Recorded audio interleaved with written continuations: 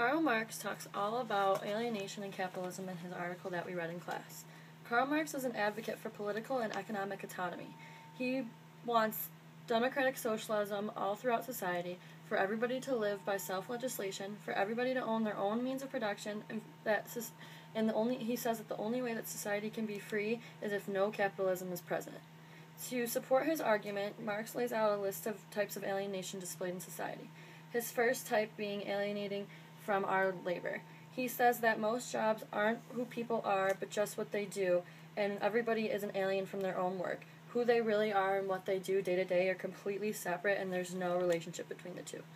For an example, he says an artist works on his own and is fueled by their own passion in their own direction, and this is an example of how he believes everybody in society should operate.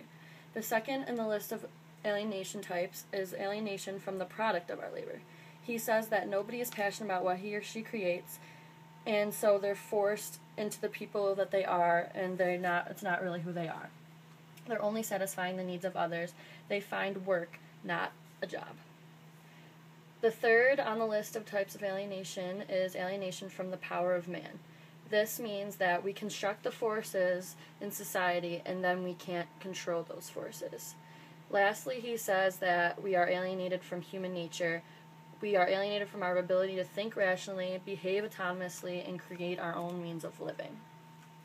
I believe that Karl Marx's arguments are very strong. A lot of people that I know just find jobs to support themselves and live day by day, but it's not really who they are and what they like to do. It's just a means of surviving each day and functioning in society.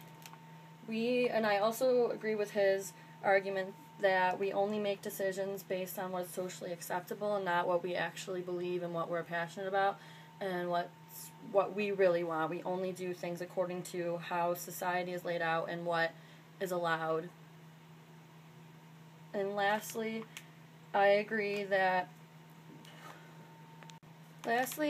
with Marx's final point that rules and strict authority take away from who people really are.